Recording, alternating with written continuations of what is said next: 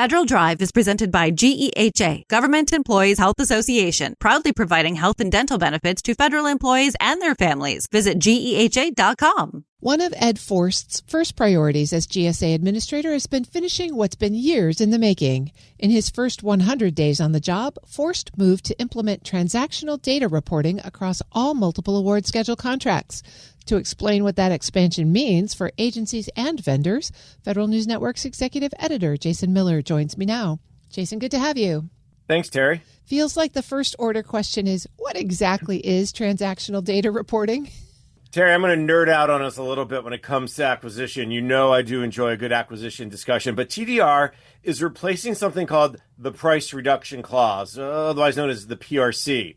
Now, this is a requirement that has been in every schedule for vendors since the time before time, right? Since the schedules were developed back in the 90s.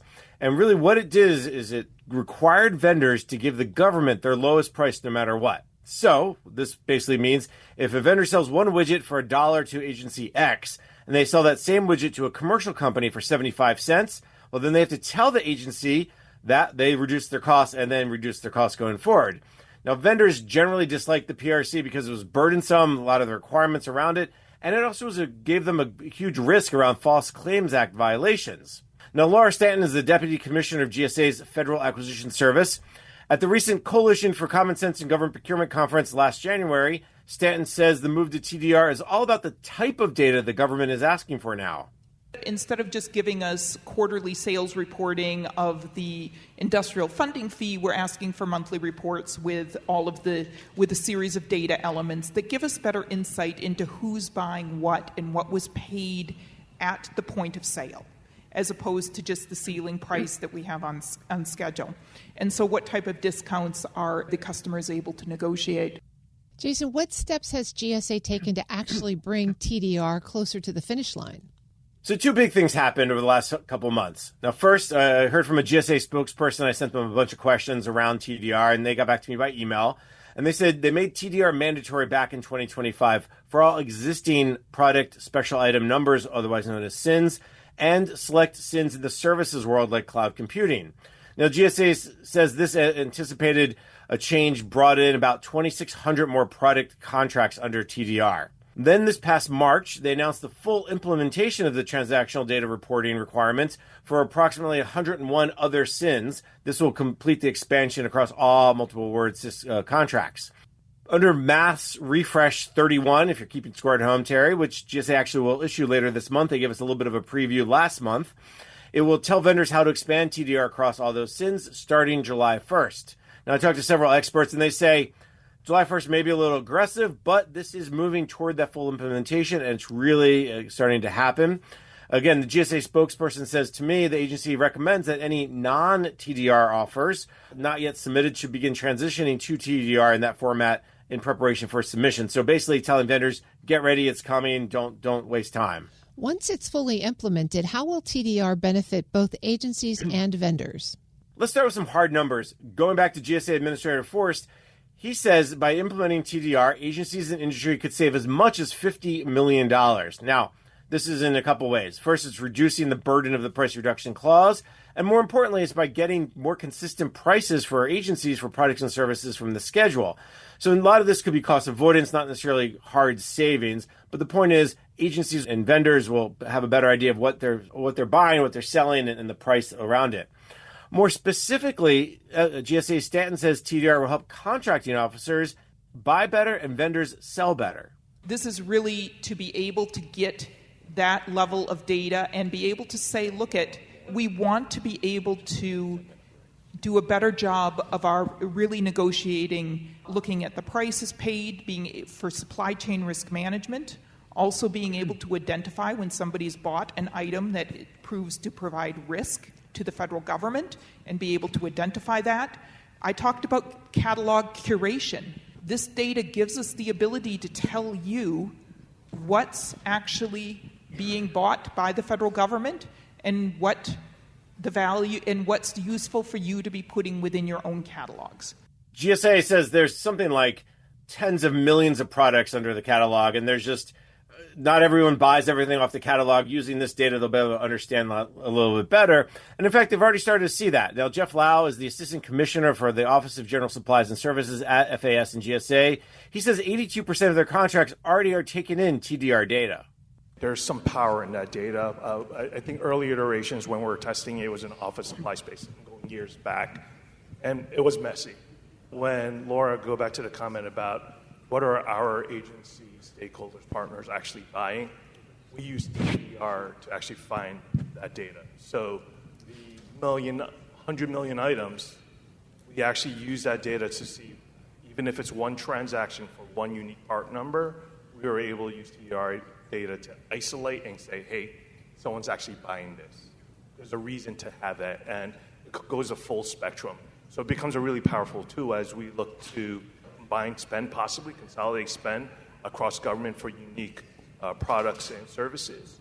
That's what we're starting to do. Now, Larry Hale, the Assistant Commissioner of the IT category, also at FAS at GSA, added they've applied TDR to technology hardware space, and now they're looking to expand it to the IT services space. As we move forward with TDR across the full multiple award schedule, again, it's the data. It's our ability to process data and learn from data and use data today is so much better than it was when the TDR pilot started. So we're actually really excited about the opportunity of what we can learn, that curated catalog, understanding what the demand signals are and what the actual price is being paid across the entire multiple award schedule. Now, for vendors, Terry, it goes even beyond this, right? Obviously, they're going to lower their risk about being caught up in a False Claims Act case. GSA says TDR also requires less administrative effort compared to traditional contracts, and the program will make it easier for small businesses to participate in the multiple award schedules program. Additionally, GSA says industry has told them that participating in TDR saves them about 22 hours per year per contract over the legacy reporting model. GSA added that they know with other process improvements and alignment with the commercial practices, that number will likely be significantly higher, meaning they'll be able to save more and more hours over time. Jason, the promise here sounds great, but are there folks who maybe aren't on board with TDR? What concerns might some folks have? This has been something that's, I would say, controversial over the last decade, but people have kind of run hot and cold, a lot of concerns about it. Most of those concerns have been coming from GSA's Inspector General. They put out, something like 6 or 8 reports over the last decade expressing hey, this is not doing what we think it should be doing. The concerns they've raised are ranging from data quality issues to the actually if contracting officers are using the data. And then, of course, price variability is also a big concern. Now, despite these disagreements with the IG, GSA has pressed forward with full implementation of TDR. Now, of course, I asked GSA about the IG. Their response to me was very politically nice. They appreciate the insights provided by the IG. And when the IG has identified areas of improvement, GSA says they will continue to use that information to improve the use of TDR. Terry, I took it one step further and talked to Irv Kaler, who's a principal at Curve Services, former assistant commissioner for general supplies and services. And for the most part, he says GSA has fixed many of those initial challenges with TDR that the IG highlighted. He says, the IG has probably been more aggressive, and maybe he called it a little clickbaity with the headlines around TDR that you've seen in the reports. But at the same time, they haven't necessarily been wrong either. There have been some problems with the TDR data on the front end. And again, GSA has done, he says, a nice job of addressing the quality issues around the data and the fact that the contracting officers maybe were not using the TDR data and tools like they should. He says GSA still does need to do more to address IG concerns around price variability. Now, Kaler is a big supporter of TDR and believes TDR will help agencies, industry, GSA really benefit from the full implementation. But there are some major challenges ahead, and he outlined them around 3 big areas. First of all, getting to a standard for products that are configurable. Think about furniture, right? Is it a chair? Is it leather? Is it vinyl? Like those different configurations of furniture can be difficult to price. Things bought through labor hours. Again, cloud computing services is a good example. And finally, commodity services, again, around IT specifically. What Kaler says is GSA and industry really have to agree to a common definition, and that is not going to be easy, and that will take some time. Services, even more difficult, and he uses this example. Trying to normalize the price you pay for a person, say, in an aerospace industry with a master's degree that has 10 years of experience. how to really normalize that price. They should be paid between X and Y. Well, what is X and Y, and how do you get agencies not to always go for the lower end of the spectrum? How do you really make a fair price? Because of course, Terry, the vendor wants the higher end of the spectrum. But he says, listen, getting to these standards are doable. It'll just take a lot of time and effort. And this tags all the way back to that July 1 goal from GSA, that deadline to get this going. He believes this is why maybe it will take a little longer than folks think. That's Federal News Network's executive editor, Jason Miller. Jason, it sounds like in GAO's famous phrase, progress has been made, much remains to be done. I think a lot of progress has been made. I think that's fair. But again, yes, more to come this summer. You can find Jason's story at federalnewsnetwork.com. Sean O'Keefe, former Navy Secretary, NASA Administrator, and senior leader across multiple presidential administrations, reflects on the principles that shaped his long federal career. In this episode of Lessons in Leadership, he joined Shane Canfield, CEO of WEPA, to discuss motivating teams through uncertainty, leading across agencies, and staying rooted in mission during times of public scrutiny and change. Hello, and welcome to the Lessons in Leadership podcast. I'm your host, Shane Canfield, CEO of WEPA. Today, I'm honored to be joined by Sean O'Keefe, former NASA Administrator, former Deputy Director of the Office of Management and Budget, former Secretary of the Navy, former Comptroller and CFO of the Defense Department, and Professor Emeritus at Syracuse University's Maxwell School of Public Affairs. Welcome, and thank you for joining. Well, thank you, Shane. Delight to be with you. Appreciate it very much. What first drew you into public service, and when was it evident to you that leadership was an important part of the roles you played?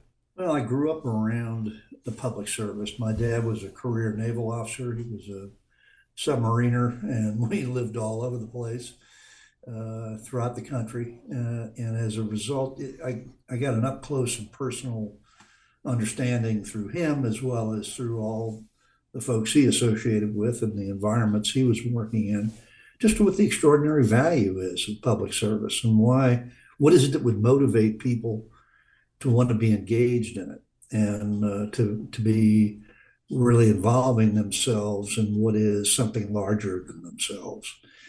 And the only place that is really formulated properly is within the public sector and the public service.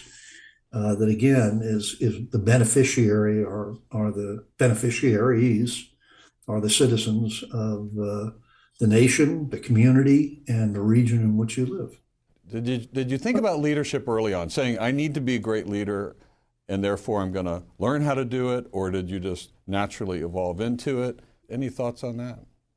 I guess it evolved by the great good fortune of being witness to several really extraordinary leaders, people who really did take the initiative to engage others in the task, to pull together and motivate folks to really contribute their very best to achieve an outcome. And I saw the value of that on multiple occasions and found that was the primary ingredient, the trait, the characteristic that needed to be exhibited is the fundamentals of leadership in moving everyone engaged towards a common objective.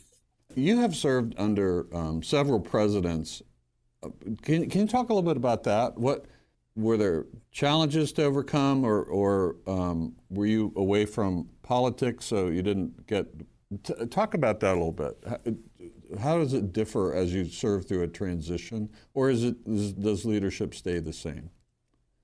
Oh no, it's it's really critically important in transition cases, to be sure. But the two presidents that I served in their administrations were President George H.W. Bush and President George W. Bush in two different eras, obviously.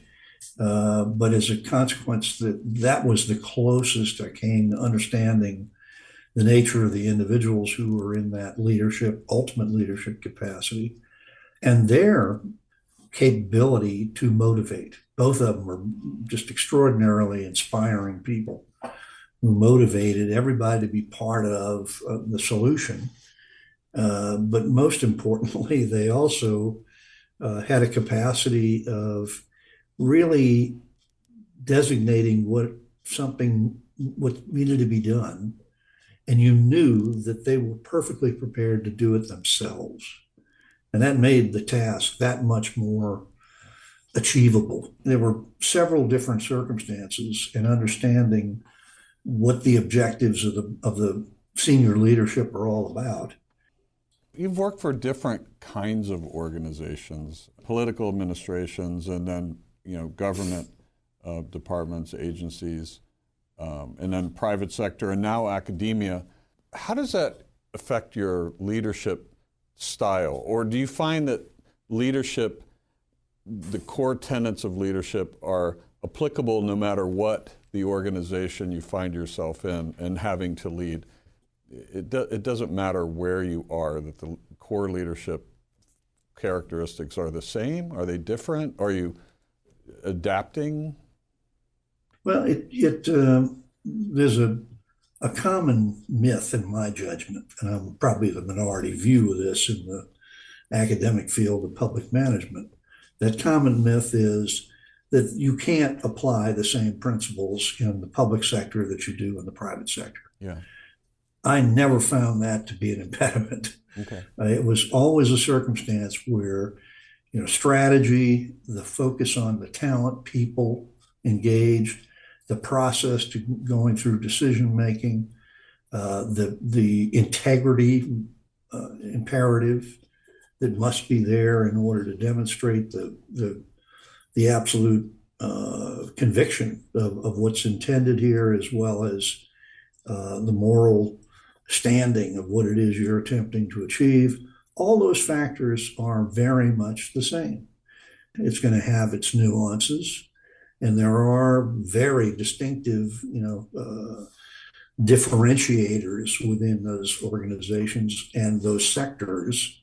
But at the same time, those basic principles, those tenets, foundations of what make up organizations and organization theory, in so many ways are fundamentally the same. And how you employ those may be slightly nuanced to match the condition, but they all are imperative in the same direction. A little bit of a different direction. You were part of the very first cohort of what is now Presidential Management Intern Program, later became the Presidential Management Fellows Program. What did that early experience teach you about leading within government? The Presidential Management Intern Program, as it started, was designed for just that purpose, a focus on public management, a focus on implementation. And its evolution over time has been extraordinary. It mystifies me why that has been the subject now of an executive order that has dismantled it. And it's absolutely unconscionable, given the nature of the hundreds, thousands of people who've moved through that program in the course of the last nearly 50 years that have gone on in some cases to be senior executives within the federal government, and in other cases they've moved on to other kinds of pursuits. But even with that, even for those who have left the service, they walked away with an appreciation of what public service is all about, why it matters, and why this is so critical to get it right. Because by and large, the reason why these functions are delegated to the public sector is because no one else can do it. Usually that's the case. It takes that kind of focus of a public entity in order to achieve an outcome that frankly would not be achieved in other spheres. So as a result of that, it gave me an incredibly in-depth understanding of that process at a very early stage in my career that has lasted the entirety of that professional experience. A closing question. Who has influenced your leadership style, and what about their example stays with you? And that question can be cast broadly. So, inside government, outside government, perhaps not government at all, somebody that you've met, reported to, been mentored by, a broad net. But when you think about broadly, when you think about who has influenced you, who comes to mind? I would have to say that the number one, hands down, greatest influence during the course of my life was my dad. He was an engineer, so everything was a calculated risk. I think I was probably 25 before I realized the answer was not to be found for everything in a slide rule, but that was his bent and his mindset. And he taught me how to think critically. And it really was one of the most extraordinary attributes. And he was an inspiring parent and mentor in so many ways. And all the different things I've done throughout the course of his life, I had the opportunity through much of it to be able to consult with him on a variety of things, and always walked away with a more informed perspective. Ed was an extraordinary public servant in his own right. Well, Sean, thank you very much for sharing your insights and experiences. It has been a pleasure talking. I'm delighted to be with you, Shane. Thank you so much for doing this. And this is Shane Canfield, CEO of WEPA, reminding you to empower your team and embrace challenges. Until the next time on Lessons in Leadership. Find the full podcast and future episodes of Lessons in Leadership on the Federal News Network app and anywhere you enjoy your podcasts.